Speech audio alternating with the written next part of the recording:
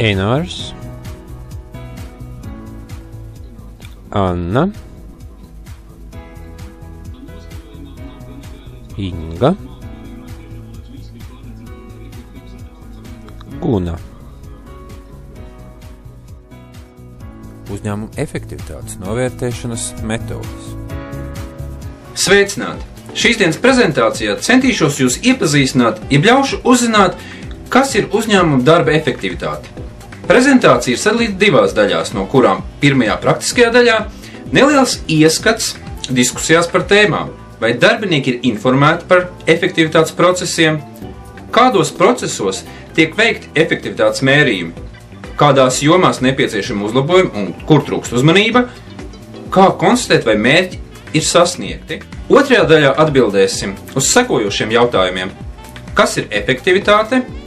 Kurš iesaistās noteikšanā, vērtēšanā un mērīšanā? Kad tiek domāts par efektivitātes novērtēšanu, kādas metodas tad arī pielieto un kādus lēmumus var pieņemt novērtēšanas procesā? Vai var uzskatīt, ka mazie uzņēmumi spēj visātrāk pielāgot savu uzņēmējdarbību tā, lai pietiekami uzlabotu savas darbības efektivitāti? Tūlīt pārliecināsimies par to, kā tas ir realitātē. Esat informēta par to, kā tiek veikta darba efektivitāte tavā uzņēmumā? Strādājot vidēja lielā uzņēmumā par veikala vadītāju, īsti informēta neesmu, jo neesmu lasījusi, neesmu saņēmusi nekādu dokumentu, bet zinu, ka vērtēšana notiek. Kādās jomās tomēr jūsuprāt uzņēmums veic efektivitātes mērījumus tieši konkrētās? Nosaka izpildāmā darba mērķus, budžetu un sasniedzamos rezultātus, uzlabo darbinieku komunikāciju, klientu apmierinātība arī tiek vērtēta. Kādā veidā tiek konstatēts, ka mērķis ir sasniegts? Atskaišu veidā. Kāds ir jūsu redzējums? Kurās jomās trūkst pietiekama uzmanība efektivitātes noteikšanā un uzraudzībā? Es uzskatu, ka mūsu uzņēmumā īstenībā notiek visa efektivitātes vērtēšana ļoti augstā līmenī. Pat cik, piemēram, preču pasūtīšana notiek arī konkrētā dienā, konkrētā laikā. Visiem tas ir skaidrs, visiem tas ir zināms. Klientu apkalpošana arī ir izstrādāta pēc konkrētiem standartiem, un arī visiem ir skaidrs, kas ir jādara, un tāpat arī viss ir novērtēts. Kāds ir tieši tavis pašas ieguldījums uzņēmuma efektivitātes attīstībā? Kā veikala vadītāju cenšos motivēt darbiniekus. Strādājot lielā uzņēmumā par klientu apkalpošanas centru vadītāju, esmu daļai informēta par efektivitātes mērīšanu. Mērījumi notiek pēc darba spēku vērtēšanas, nosakot darba uzdevumus. Mērķa sasniegšana tiek konstatēta pēc darba uzdevuma izpildi katru ceturkšņa beigās, pēc atskaišu iesniegšanas. Nav pilnīga informācija par mērķiem, kā arī nav informācija darbiniekiem par budžetu, kā piemēram, cik var tērēt reprezentācijas izdevumiem, kā arī administratīvajiem izdevumiem. Strādājot mikro uzņēmumā par galveno grāmatvedi, nākās ar nožēlu konstatēt, ka manā uzņēmumā nenotiek nekādas efektivitātes novērtēšanas, jo uzņēmuma vadītājs neizvirza efektivitātes novērtēšanu par prioritāti savas darbības un neuzskata, ka tas ir veiksmīgs uzņēmējdarbības pamatnosacījums. Protams, daži uzņēmumu darbinieki mēģina veikt sava darba efektivitātes novērtēšanu, nododot informāciju arī vadībai, bet vadības līmenī informācija netiek apkopota un netiek izdarīti atbilstoši secinājumi. Savas profesionālas darbības rezultātā cenšos apkopot finanšu efektivitātes rādītājus, kā arī informēt uzņēmumu vadītāju par radušo situāciju un uzreiz arī piedāvāt iespējamos problēmu risinājumus. Kāds varētu būt izdevīgākais tieši šai situācijai? Strādājot uzņēmumā par informācijas sistēmu vadītāju, varu uzskatīt to, ka es neesmu informēts par to, kā tiek veikta darba efektivitāte, bet zinu to, ka principā netiek pilnībā veikta šāds process. Ja runājot par jomām, kurās varētu būt, ka veids šo te efektivitāti, zinu to, kā tiek noteikti mērķi, bet tie mērķi netiek fiksēti, līdz ar to tos nevar nekādīgi pierādīt, vai viņi tiek izpildīti vai netiek izpildīti. Jāsaka, ka tas ir liels un liels haoss. Kādā veidā līdz ar to konstatēt, principā nav iespējams konstatēt mērķi, ja tu viņu neesi piefiksējis.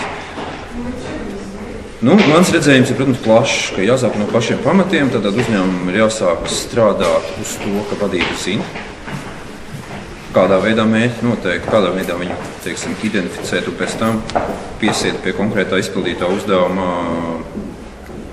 gan darbiniekus, gan finanses, gan resursus, un tālāk kontrolēt gan to resursu izpildi, gan finanšu izpildi, un par to arī noteikti ir jāinformē darbinieki. Mans pašieguldījums uz doto brīdi ir ļoti, teiksim, haotisks, vairāk un mazāk mēģinu sev pilnveidot dažādākās jomās, ielikt dažādas efektivitātes mērījuma kritērijus pašlaik tieši informācijas sistēmu vadībā. Tas nozīmē to, ka uzņēmuma darbiniekiem ir jāveic konkrētas darbības, ievadot datus datubāzēs, un ja viņš tos datus neizpilda, tad principā viņš nav veicis savu darbu kvalitatīvi, līdz ar to viņš nav veicis savu procesu, kas viņam noteikts pēc efektivitātes kritērijiem. Turpinājumā neliels ieskats par to, kādās jomās uzņēmumiem ir jāpievērš uzmanība, lai nodrošinātu savas darbības efektivitātes noteikšanu, mērīšanu un novērtēšanu. Organizācijas darba efektivitāti nodrošina pārdomāt stratēģiju, sakārtot iekšējā vidu un darba organizāciju un tālāk. Bet galvenokārt pārdomāt liederīga resursu izmantošana. Kurš iesaistās novērtēšanā? Augstākā līmeņa vadītāja, korporatīvais līmenis, vidējā līmeņa vadītāja, biznesa līmenis, zemākā līmeņa vadītāja un funkcionālais līmenis, katrs ar atbilstošajām funkcijām. Kad tiek domāts par efektivitāti jaundibinātos un pastāvošos uzņēmumos, pieņemsim lielos un vidējos uzņēmumus, kur augstākā vadība pieņem strateģiskos lēmumus un izpildu institūcija ir zemākā līmeņa menedžments, bet mazos uzņēmumos lēmēja institūcija un izpildu institūcija ir vienā personā, jeb augstākā vadība. Kādas tad varētu būt novērtēšanas metodes? Metodiku var sadalīt dažādākās pakāpēs, viena no tām ir pēc satura komponentēm, kuru iekļauj finanšu rādītājus, darba spēka un iekšējās vides rādītājus un ārējās vides rādītājus. Šos rādītājus var sadalīt, jeb ievietot trīsdimensiju efektivitātes novērtēšanas modelī, kur savstarpēji saistās gan klienti, iekšējā vide darbinieki, finanses, resursi un ražošana. Metodika vēl arī pastāv pēc novērtēšanas kritērijiem, kurā iekļauj kvalitāti, daudzumu un novitāti, kā arī vēl kāda no metodikām ir pēc datu apkopošanas veidiem – rangu metode, koeficientu metode, ekspertu viedoklis. Kā varētu sagrupēt pieņemamos lēmumus pēc efektivitātes novērtēšanas? Viens no veidiem būtu pēc pieņemšanas vietas, kuras iekļauj strateģiskos lēmumus, pārneses lēmumus un realizācijas lēmumus. Pēc strateģiskiem lēmumiem iesaistās top menedžments, pārnesē iesaistās vidējā līmeņa menedžments, bet realizācijas zemākā līmeņa menedžments. Lēmumi pēc situāciju kategorijas. Uz plānotās efektivitātes neizpildi balstītie lēmumi, kā arī vispārējos uz izpildi un virsizpildi balstītos lēmumus var kategorizēt kā būtiskus vai nebūtiskus lēmumus, kuru nozīme ir koriģēt, pārbaudīt prognozi vai koriģēt nākotnes darbības. Lai pieņemtu lēmumus, ir nepieciešams pielietot rādītāju standartu novirzi, kas dod precīzu signālu, kurā brīdī ir jāpieņem attiecīgās kategorijas lēmumi. Šāds viens lēmumu koks ir redzams šeit paraugā. Ar mūsu prezentāciju jūs varat iepazīties internetā www.youtube.com, ievadot prezentācijas tēmas nosaukumu, vai rakstiet arī mums uz e-pastu enars.giels@bizneskonsultācijas.lv.